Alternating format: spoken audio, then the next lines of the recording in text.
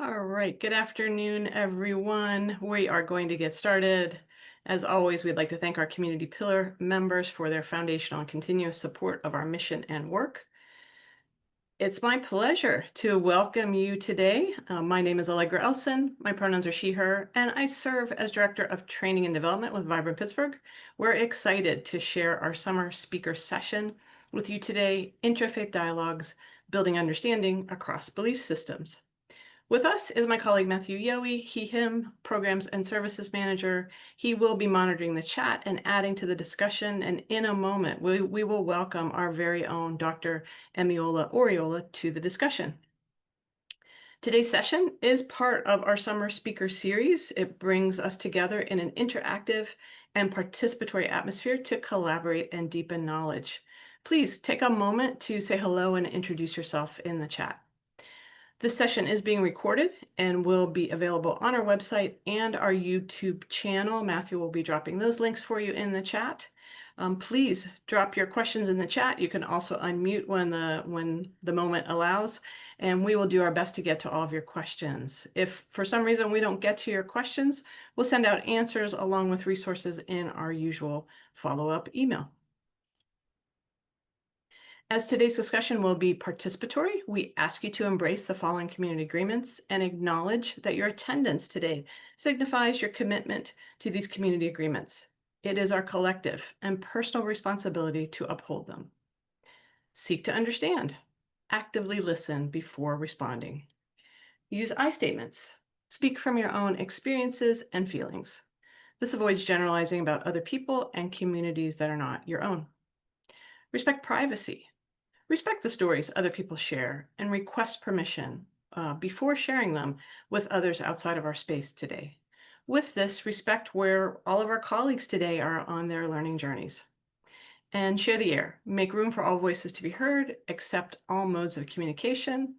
Modes of communication today will include use of the chat, unmuting if you would like, polling, some quiet time, some time to take notes. Let's review our agenda today. We started with some very brief intros. Next, we have a few questions for all of you. This helps us level set and get an idea of who's in the room and what's on your mind. And then we will be in conversation with our colleague Emiola. We will have a question and answer period at the end. We'll allow you some opportunity to pose some questions anonymously. You can always pose those in the chat. But feel free to drop questions in the chat as they occur to you. Both Matthew and I will be monitoring the chat, and we'll find the right time to ask those questions also. So coming up is our first poll. It is a Slido poll, and this will ask you either to, if you want to, you can use your cell phone, you can use your desktop or laptop, or you can just use the chat. So the first question for you is, what words or thoughts come to mind when you hear interfaith dialogues? You can use the QR code and answer on your phone.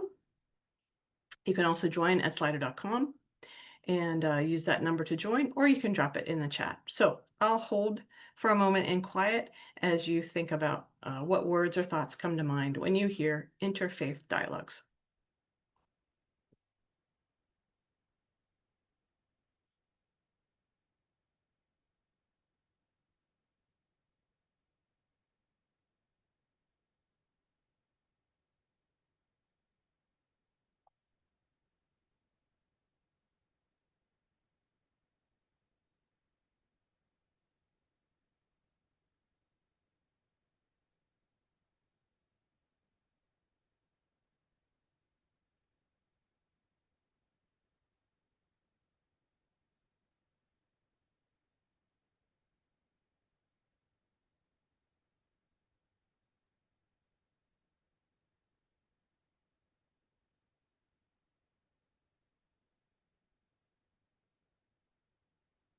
Give you about 30 more seconds to add. There's also some good ones in the chat too, if you're taking a look at the chat.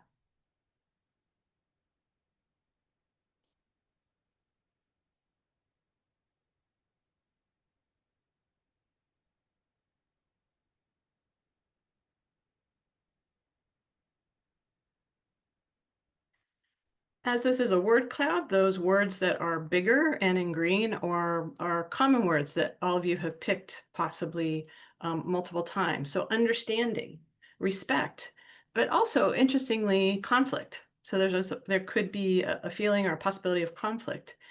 In the chat, I see openness, understanding, learning, unity, respect also. And when we look at, so I sort of see like there's two sides to this. We're seeing understanding and anxiety.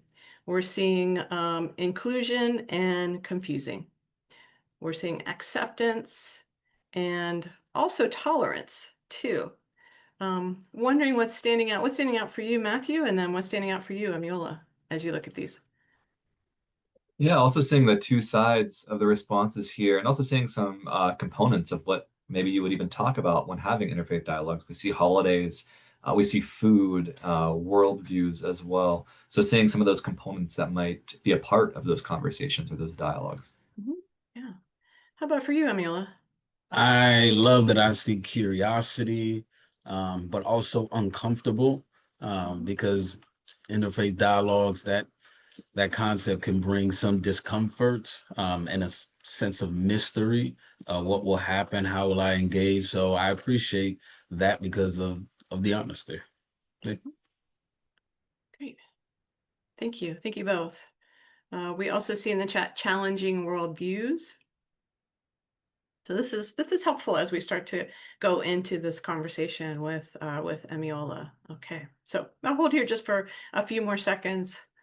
I just also dropped in. I saw traditions got dropped in too. So okay, and also emotional. So yeah, thank you everyone. Thanks for these. These are important. These will help also feed our conversation as we continue in the afternoon. Okay, we have a multiple choice. One for you. This is not a Slido. This is just one that you can drop in the chat, drop in your answer in the chat. So this is a 2024 HR Brew Harris poll of over 2,000 US employees. They found that blank percentage felt safe sharing their faith or spirituality at work. So I'd like you to take a minute, look at the choices: 72%, 34%, 18%, 67%, and let's see what you all think the answer is. And those are coming in fast. I see B, I see C, B and C. Looks like our majority is B and C, B or C.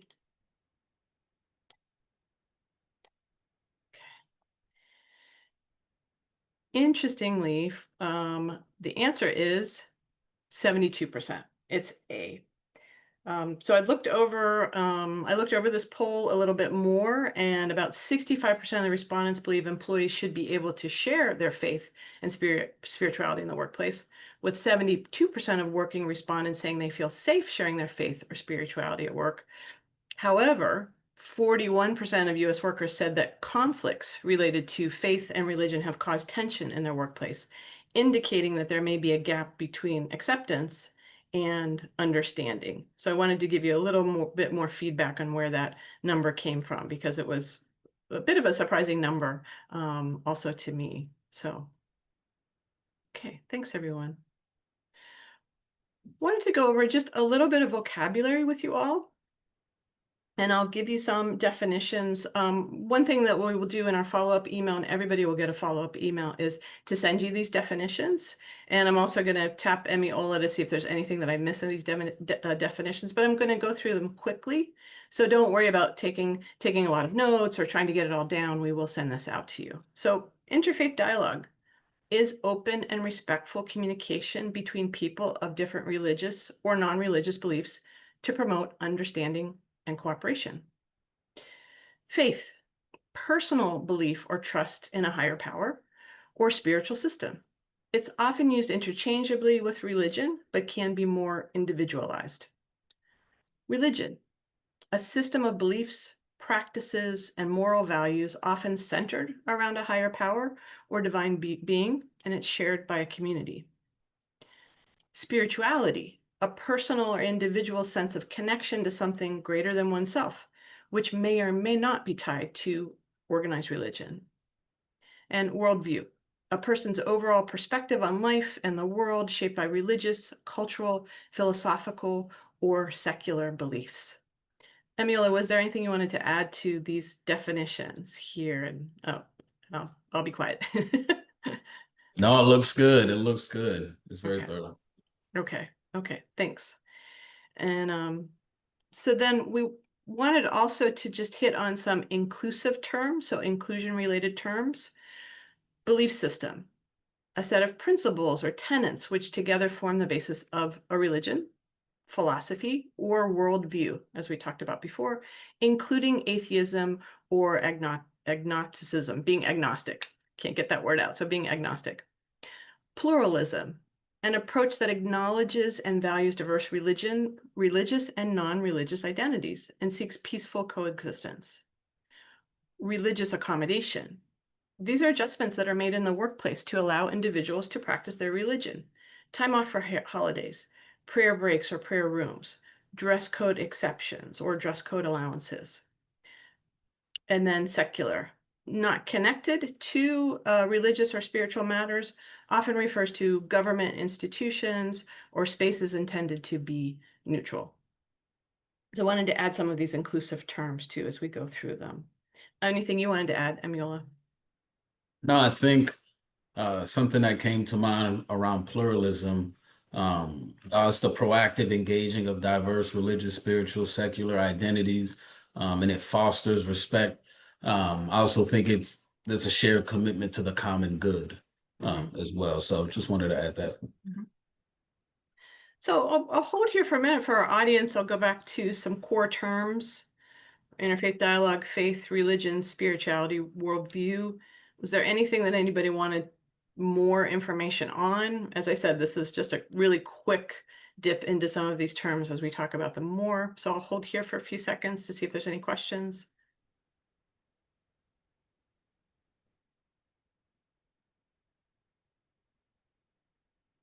And then any questions around inclusive terms.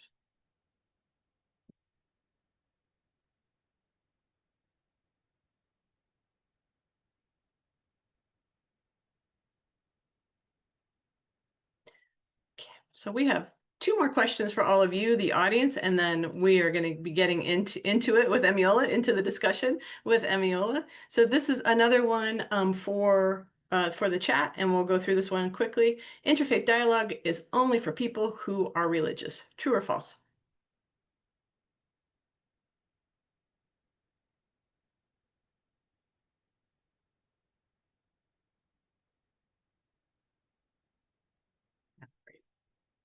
And I knew that all of you would know that this is it's very false. So interfaith dialogue is for all of us and for everyone, no matter what we practice. And then here's our last one. We're going to ask you to rank this. This goes back to the Slido. And if you have your Slido up on your phone, it should change immediately. If not, you want to go back to it. So how confident are you in discussing interfaith issues in your workplace? We're using stars, 5 being extremely confident, 1 being not confident at all. So think about that. 5 is like, I got this. 1 is like, nope, I don't even want to do it. So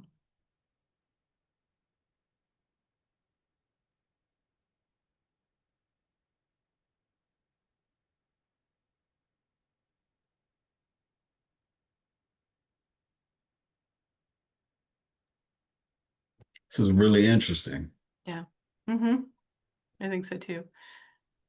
So we're at a 3.0, so 3 stars for the 21 people who did participate. We've got a couple people in the chat who's also said 3. And somebody in the chat also said depends strongly on context and the individual person. I would agree on that. It belongs on the time and the place and the context and the person you're talking to also. Great. Okay. So we're still holding at about 3, although that 2 is inching up there, Emiola. So. And also in the chat, I feel very safe with some people and very unsafe around others. I think that's fair. All right. Great. Well, thank you, everyone. This is informative for Emiola. And so what we're going to do now is, we are here. We're here to be in discussion with Dr. Oriola Emiola. I'm actually going to stop sharing my screen for now. We're going to do a little Mythbusters later on if we have time, but we really want to get into conversation with Emiola. And again, please encourage you to drop questions in the chat, or also feel free to unmute. So I'm going to stop sharing now.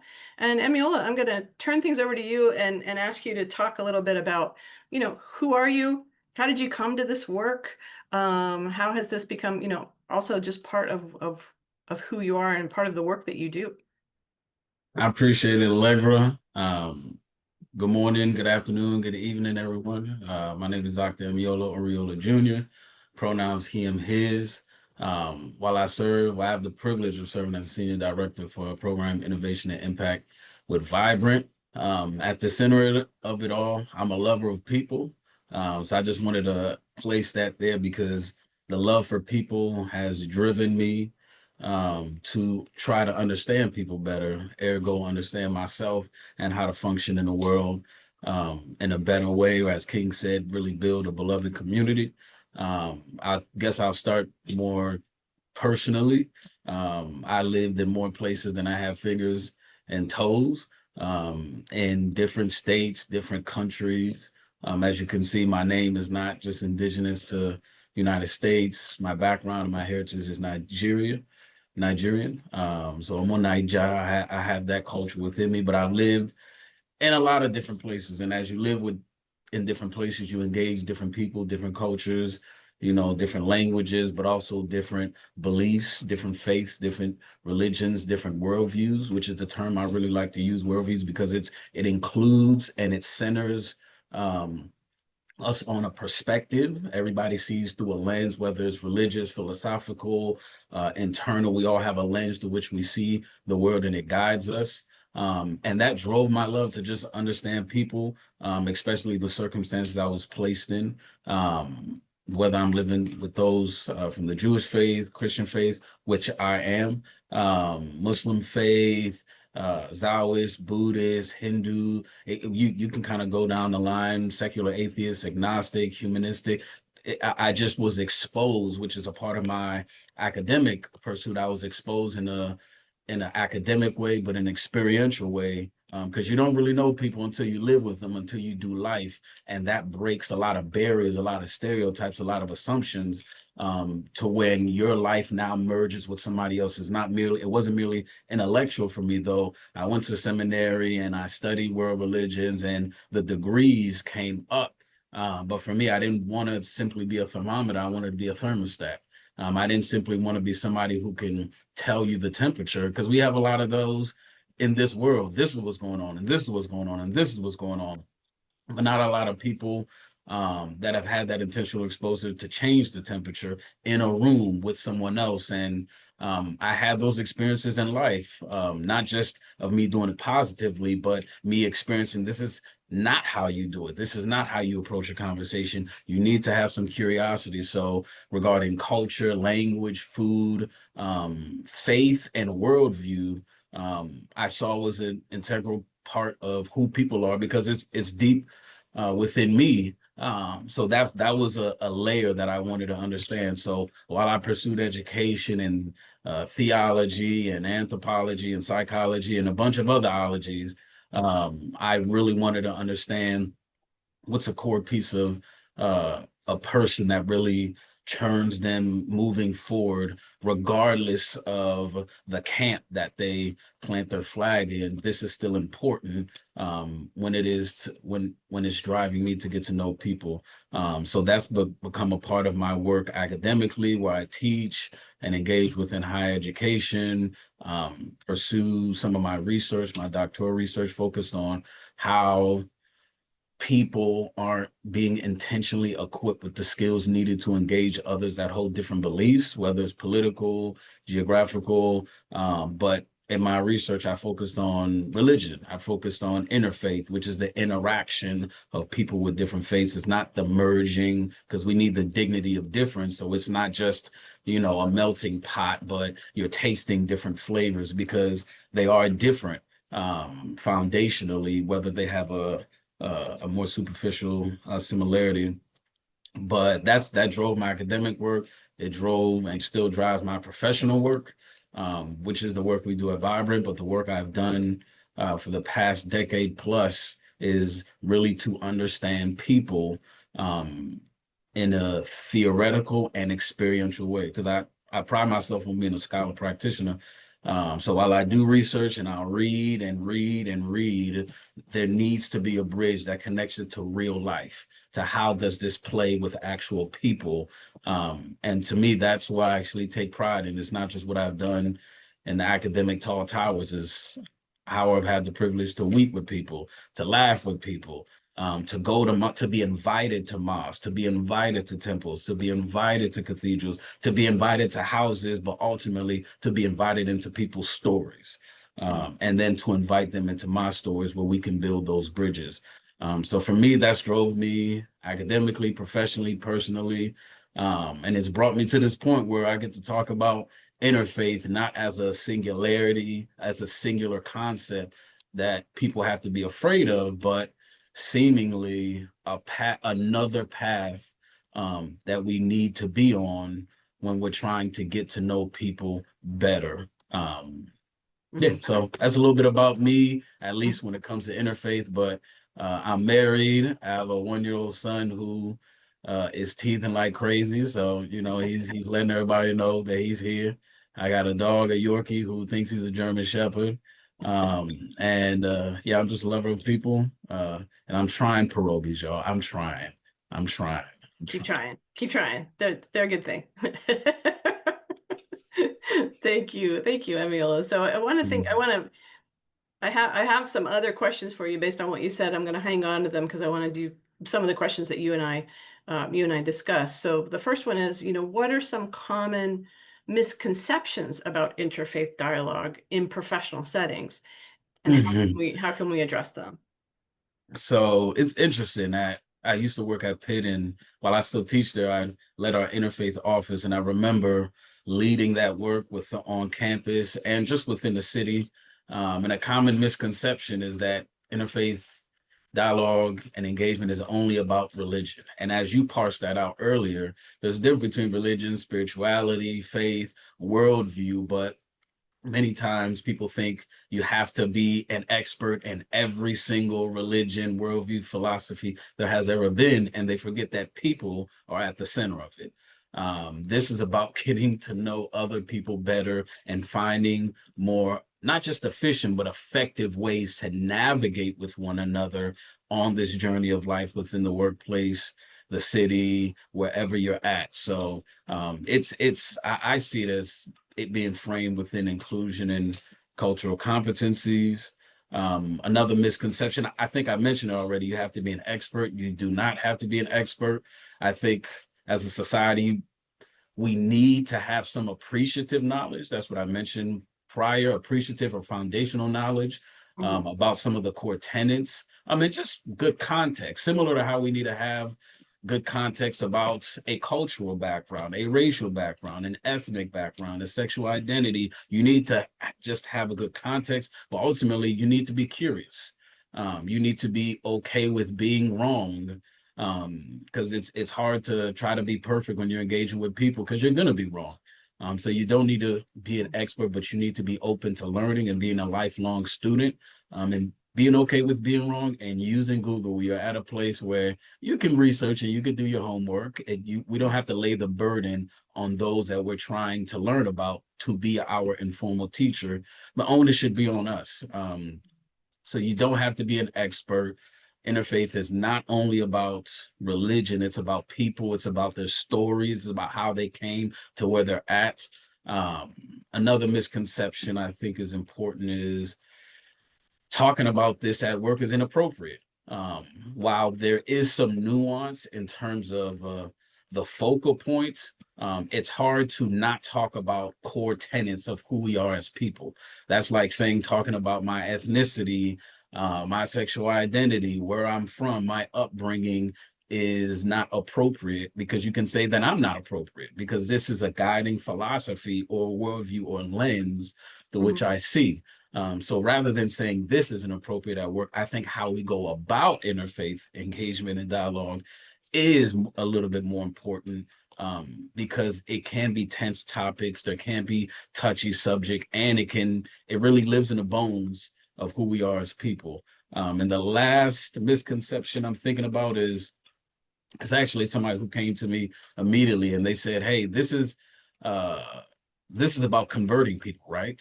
Interfaith. This is all not just about religion, but this is about proselytizing. This is about conversion."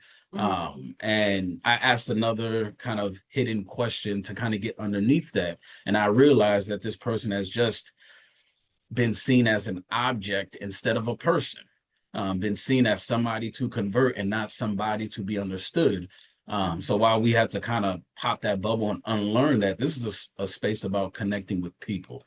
Ultimately, this is a space about dialogue, about mutual understanding and not persuasion. So the goal is dialogue, not debate. The goal is dialogue, not debate. We have enough of that on social media and everywhere else. We don't have many spaces to really dialogue with one another. So those are some misconceptions that come to mind.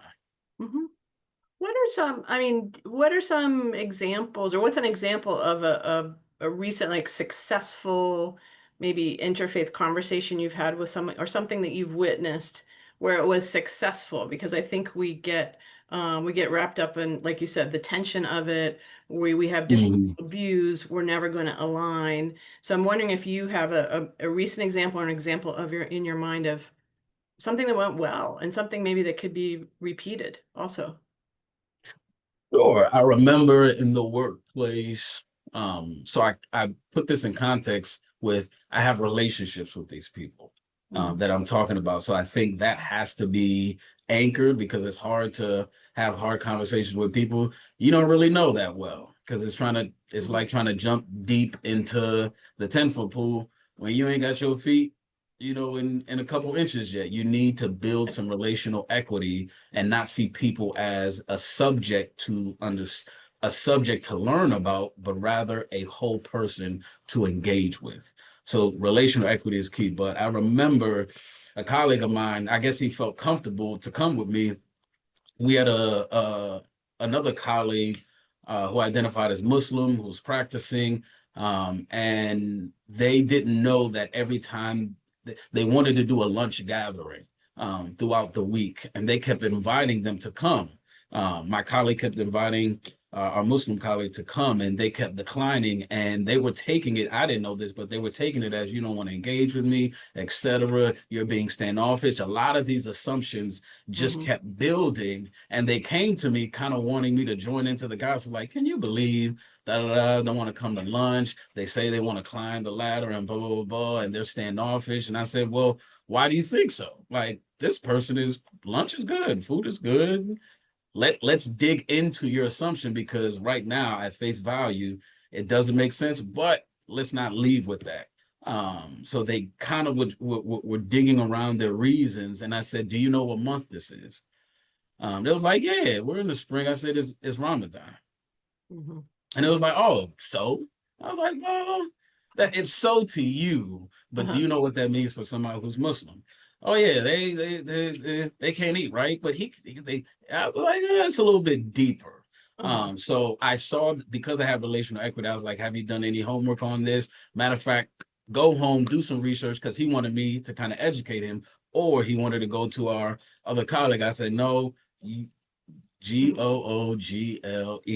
You can get a little bit of homework on this. He came back and said, oh, I didn't know it meant this much. It is a whole time where this person is devoted, where they are giving on, where they're going through the different tenets, their posture. It basically popped the bubble within the bubble that he had. And then we were able, and I said, well, you can come to your colleague. Y'all are friends, but now I want you to not have a conversation that's focused on the pain point. But it's more so a curiosity about how has Ramadan been for you? I know you're fasting. I know you are ending that fast at the end of the day. I know you're engaged with people at the mosque. And I tell you, our colleagues' eyes are popping up like, hold up, you don't just, I thought you was gonna come because I didn't come to lunch, but you actually did the work of understanding. And to me, that is anchored in equity because it says I care enough about you to figure out what's going on at this point of intersection instead of just walking away with my assumptions and then building a tower off of that when it's not even true. So that was an example that I'm proud of because it wasn't grand. I didn't have to do an event and all that, but it was in the everyday ebbs and flows of life that we go through as people, where we're not just saying, hey, Allegra, tell me what you believe. No. I know the system that you sit under, but I just had we had a fender bender and I thought it was your fault and I thought it was my fault, but it's really I didn't even know that there's 3 lanes here, 1 lane here. How did that? I didn't even know I just thought you felt the way. So for me, it's one that I'm proud of because it was messy, but there was still some magic behind it. So Right. And it was messy, but it wasn't publicly messy. It was, you were able to have a conversation about it. People didn't have to be brought in. Not everybody had to go to a training. It was just, as you said, relational equity. And so that was, I think, and I think that's important because all the work that we do, and even, in the workplace is relational, and the relationship that we Absolutely. build, we spend a lot of time together. So we need to be able to ask each other some questions or do a little research on the side and say, okay, this is what I found out. I have some more questions. Do you have time? Do you have energy for my questions? Absolutely. So yeah, thanks for that. Some good things in the chat. Some folks are, coming back with your quotes of things that you said, and some people are, appreciating, the misconceptions. One question that well, I'm going to hold on. there's a really good question in the chat. And if folks are okay, I don't know, Emil, if you'd like to address that question in the chat right now, or do we want to hold it until we get a little farther along? So the question is, how do you address someone when you find their use of the Lord's name as a curse word offensive, while not seemingly imposing your own religious beliefs? Do we move on to this question? Or are you ready for it? Let's wait. Let's wait Okay. for it because I think some of the areas that we touch may even flush it out. Okay. And then we can get to the heartbeat. But I appreciate the Yeah. candor in that question. Yeah, me too. And I just want to acknowledge that we saw the question, and we'll come back to that question. So one question, and this came up when I was describing this lunch and learn to a friend, and this question is, how can organizations create space for religious and spiritual diversity without alienating employees who identify as secular or non-religious, or atheist or agnostic? My friend said to me, just, well, what about people with no faith, or what about people who don't practice religion? Where do I stand in this whole conversation? I appreciate that. It was actually one of the first questions that came up when I led some interfaith endeavors within the city. I had a good colleague of mine come to me and said, Emiola, what's going on? I said, what's going on? And he said, this ain't for me. I can't come to this, right? Because I was establishing an advisory council, and I sent him an email saying, I want you to join. So that I probably should have that context. So he came to me saying, I can't be a part of this. And I said, why not? He said, I don't have a faith. I said, tell me what you think I mean when I say interfaith. So that to me is a starting point because we can have a definition but have different meanings of it. And he said, this is for people with diverse faiths and religions to join. But he was like, I'm a secular atheist. I don't get down in the nominal traditional way. I don't do that. I said, this is absolutely for you. And then I had to reintroduce and reintegrate the term worldviews. I said, interfaith, while inner worldviews isn't as catchy, so people caught on to the term interfaith. I was explaining that we shouldn't get stuck on that. But I'm using the term worldviews. And going forward, when we're talking about this work, I use the term worldviews because that is a more inclusive term. So, and that brought a lot of barriers and walls down. And he got on the advisory board for 2-3 years running. So it was great. But I saw that as a common pain point in terms of making sure that everyone understands and doesn't see a word as misnomer, but saying, hey, this is what it is, but this is what we mean, and I need to be intentional because I may not understand that this word is pushing people away because it doesn't push me away. But we have to do our work in community. That's why, establishing advisory councils, which is key for creating space for religious and spiritual diversity. You need people that don't see through your worldview to tell you, hey, I know you don't think that you don't feel any type of way about the word faith, but this is actually a little polarizing. It can make people feel type of way. So let's use this term using that. So I think inclusive language is key to not alienating employees who may identify as secular or non-religious, framing the conversations around getting to know people and not just focusing on religions or belief systems, but this is around getting to know people and their perspectives. So not just focusing on situations and events and hot topics. To me, those are too low-hanging fruit because those happen all the time, but you are in the presence of people every day. Making sure religious and spiritual spaces and diversity is voluntary and not mandatory. Because some people may feel like, hey, you're pulling me into this religious conversation when it's more, no, this is voluntary. I'm inviting you into a space where we can learn about one another's worldviews in a, and I'm cautious with using the word safe, but in an intentional way, in a rich way.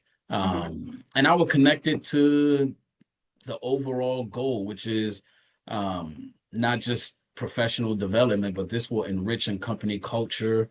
Will expand global literacy and make sure that we are creating accommodating policies for everyone as well, but also giving some background to that because you don't want to alienate people accidentally because you don't know that them accessing this conversation or this space actually has some barriers. So I would say those are some tips to think about when creating spaces where you don't want to alienate those who may not be a part of a dominant or traditional religion, but may identify as secular atheists.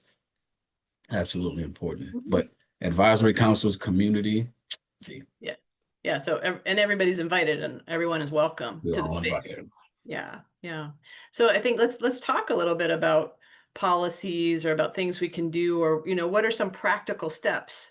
What practical steps can leaders take to foster respectful conversations around faith without crossing boundaries such as legal boundaries, personal boundaries?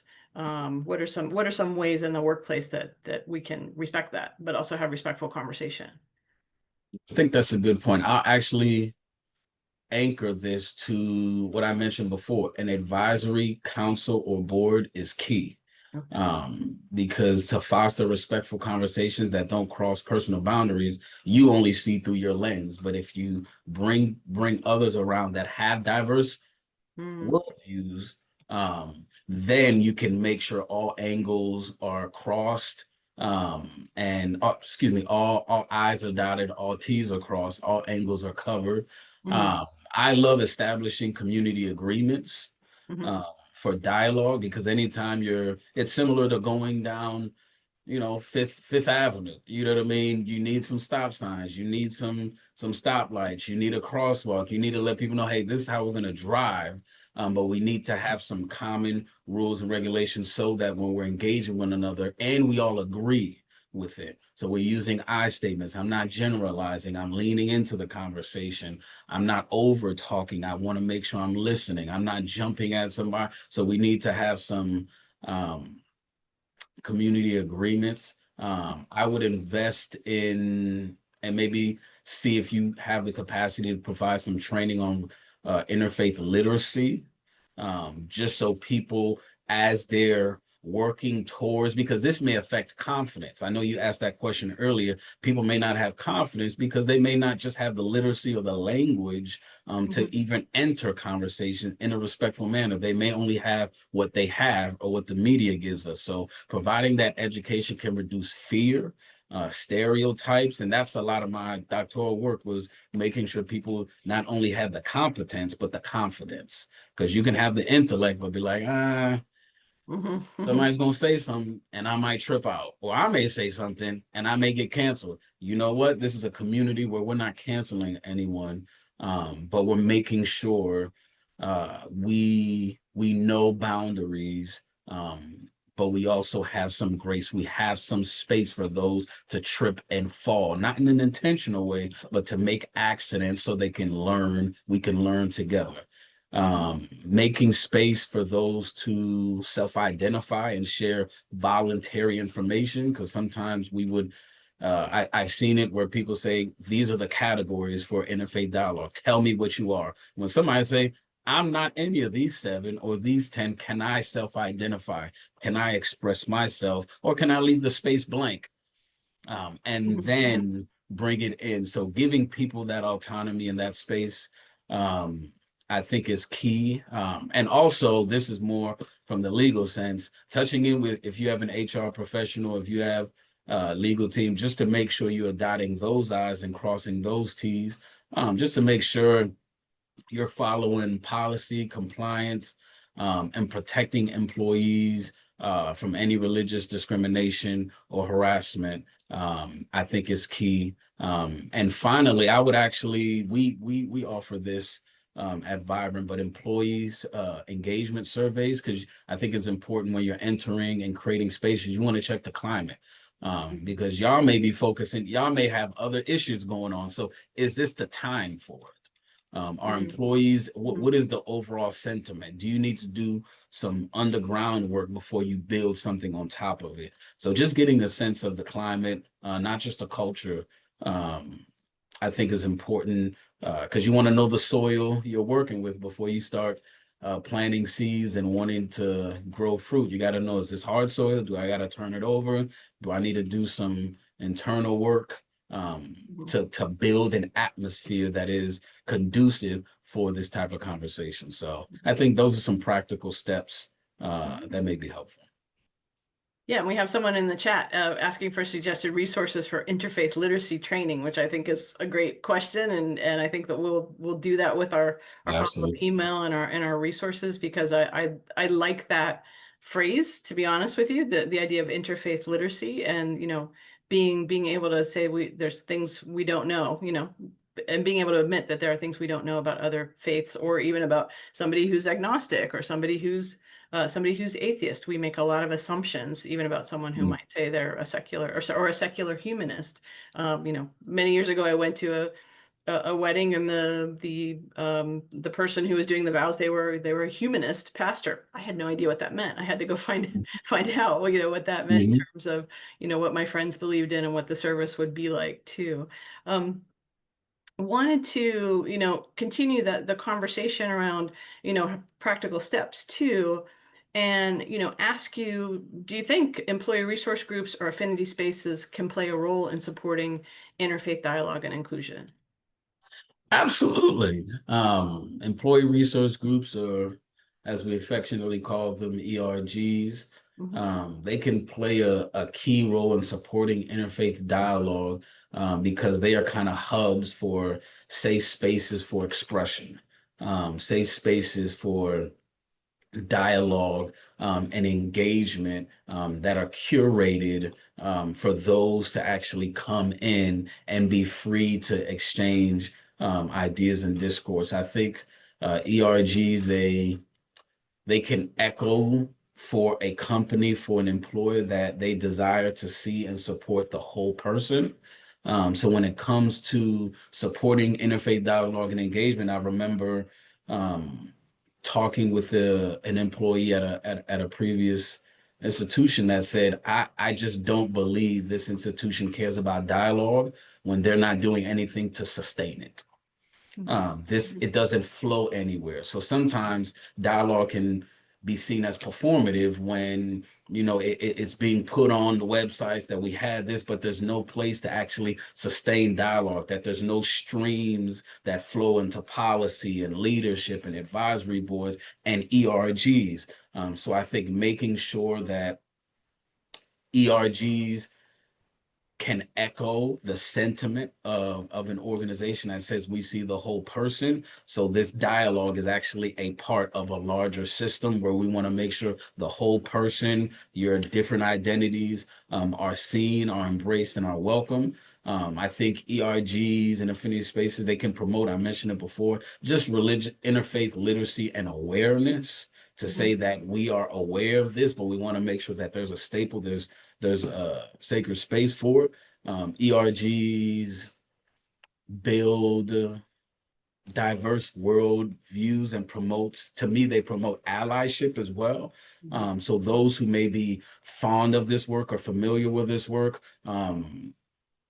or may just be outside of it, but to say, you know what, I'm an ally now. So I may identify as a Christian, I may identify as Jewish, I may identify as Zoroastrian, and I've never had a bridge to somebody who may identify as a secular atheist, but now I do. So when it comes to advocacy, when it comes to speaking up for people, when it comes to standing next to them, when it comes to making sure they're not in the room, but I am, actually, not now, I can go back to the previous story. The colleague can say, hey, let's make sure this month is actually key for those observing Ramadan. So can we do these lunch outings, or can we remix it in a different way where we don't have to make somebody feel weird for not eating and make them put the spotlight on them, or we don't have to coordinate this during Shabbat, or, you know, Christmas doesn't have to be the only holiday. Hey, this is actually a month or a couple months full of many holy days and holidays.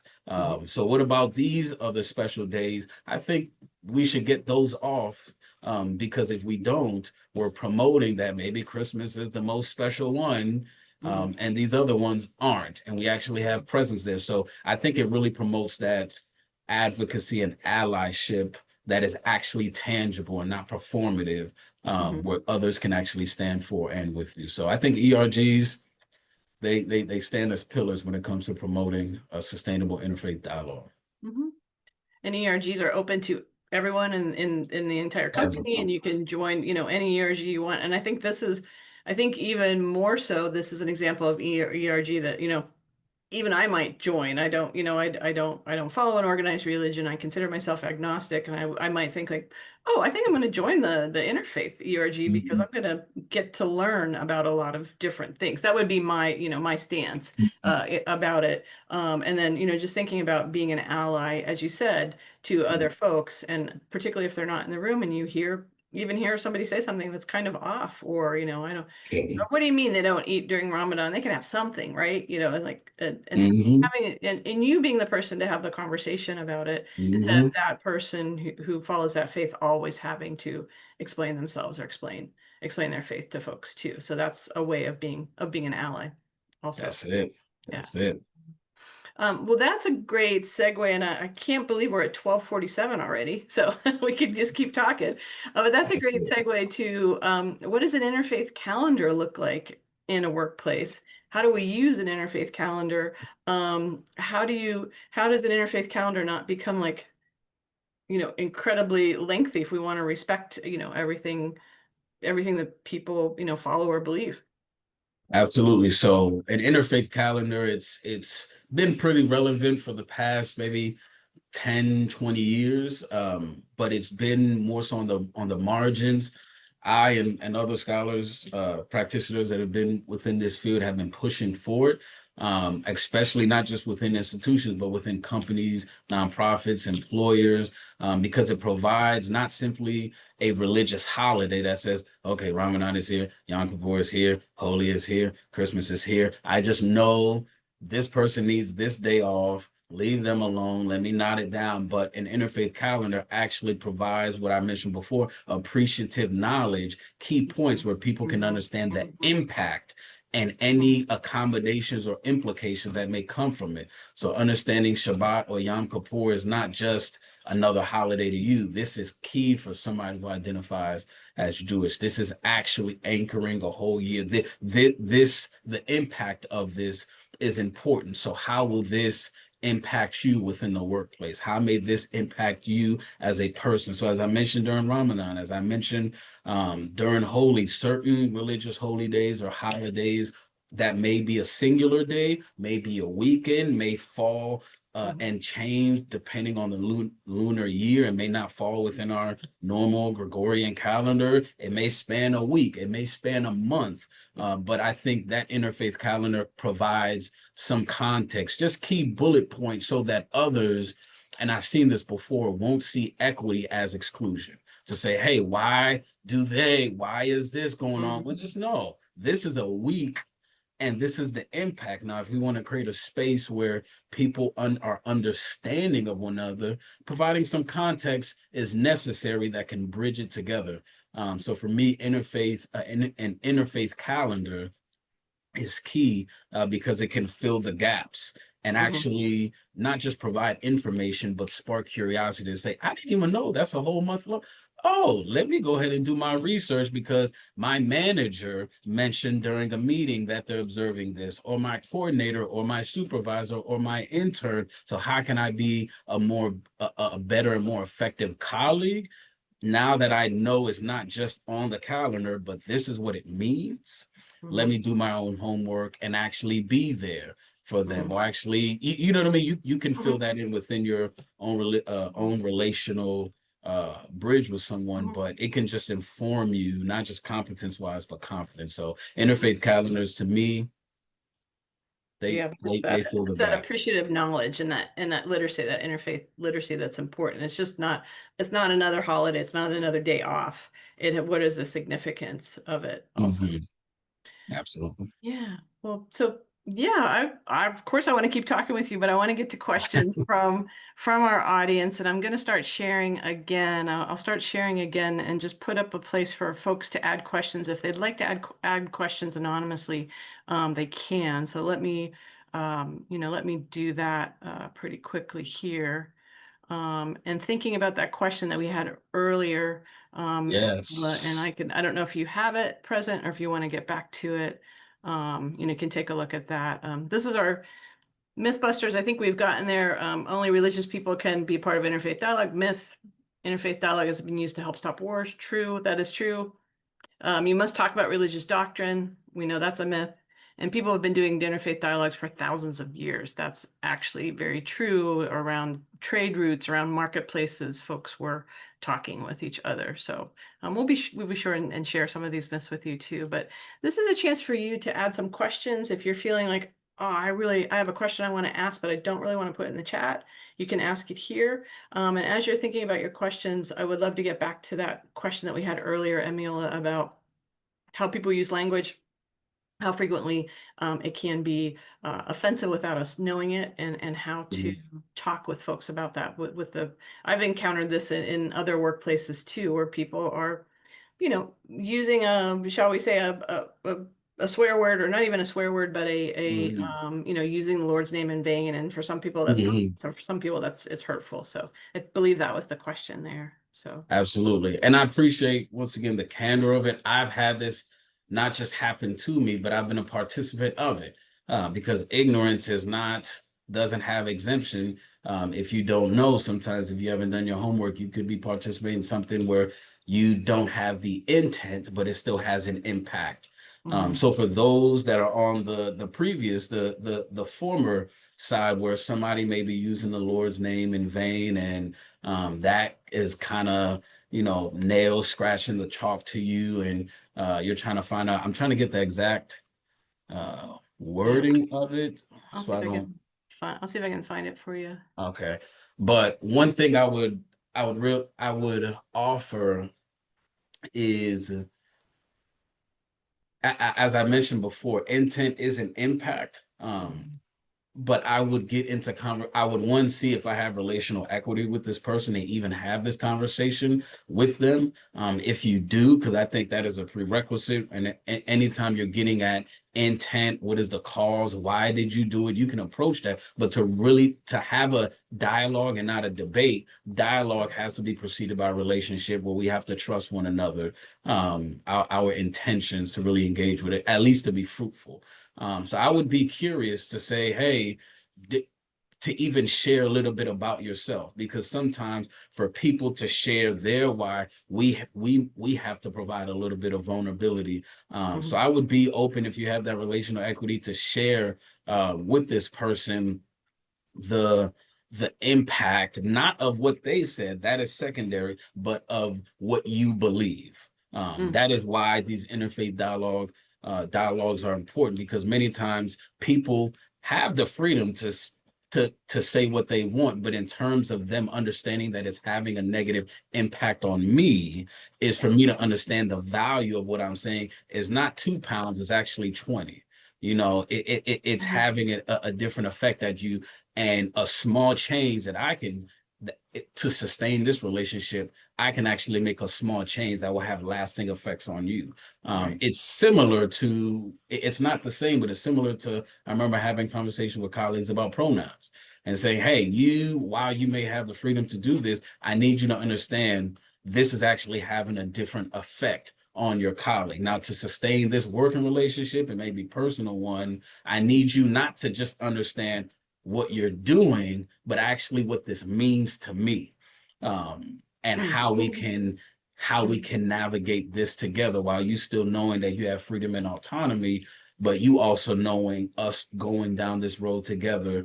This small tweak can actually make some changes, at least when I'm around, when we're around you, because that actually builds the context of respect. I respect Allegra, so I'm understanding how to better navigate with her in this key sense. So right. And I think you answered the question. The exact question was, how do you address someone when you find their use of the Lord's name in vain as a curse word offensive, while not seemingly imposing your own religious beliefs?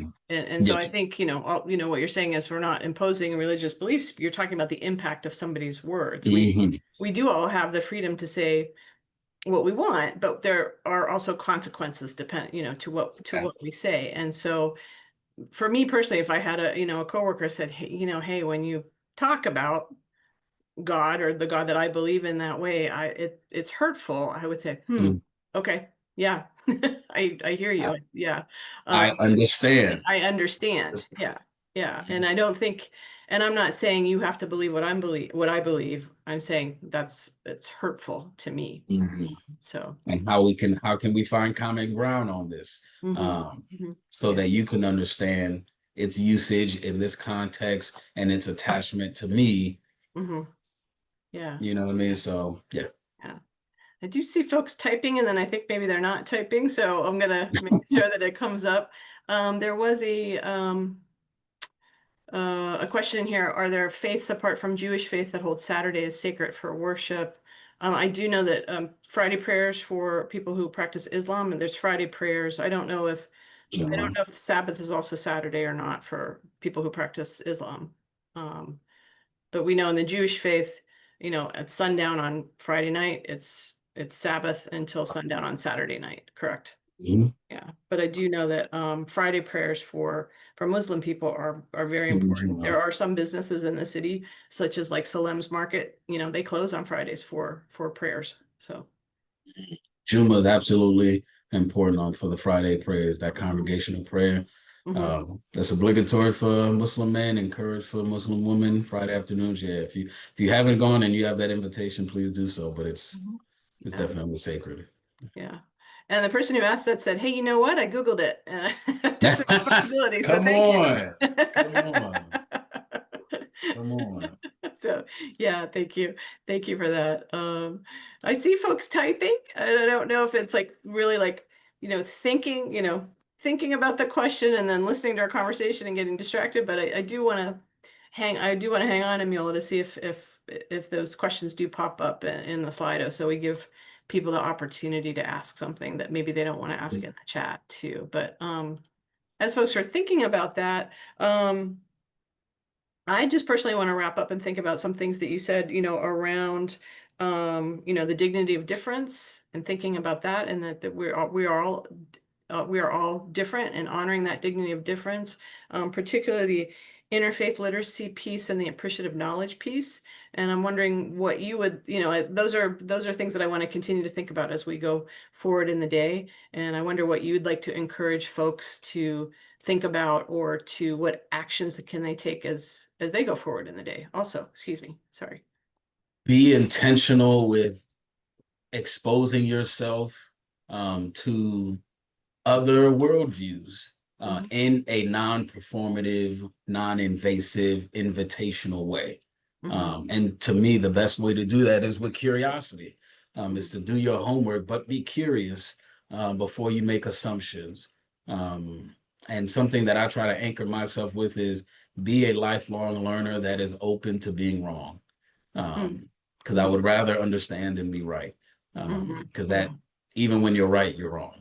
You could be wrong when it comes to that. Because many times we see through a glass darkly. So we may only have half the truth, but we may lose the relationship because we got the fact right, but we don't know the story. So that's what I mean when you can be right but wrong in the larger sense. So be a lifelong learner of people, a lifelong learner and a lifelong lover of people and their stories, and be okay with being wrong, and you'll be all right. Yeah. Thank you. I'm going to click back and see if that question came through or not. It did not. Well, we're going to encourage you, if you have a question, send it on. Matthew, if you wouldn't mind, could you drop in all of our emails in the chats for folks as folks are heading out today, and then we will also make sure in our follow-up email that folks get that information. So Emiola, what can I say? Thank you. Thank you so much. I appreciate having a different way of talking with you. We work together. We talk almost every day, but we don't talk about this topic. So I think that's really interesting too. So I appreciate the time that you took to have this conversation with me and with our audience and with our members. So thank you so much. Thank you. As always, we are going back to our regularly scheduled lunch and learns in September. We have a new one, which is inclusion in AI, artificial intelligence, navigating ethical intersections. We know that this is coming. It's here. It's not coming. It's here. So let's talk about it. We will have a community partner speaker series from the Mentoring Partnership of Southwestern Pennsylvania. And then in October, we'll be talking about promoting a culture of disability inclusion. As always, thank you. Thank you for your attendance. Thank you for your engagement and for all of your questions. Please be in touch, and we will be in touch also. Have a great Wednesday and a great rest of your week. And big thanks to Emiola. Thank you. Thanks all. Thanks, everyone.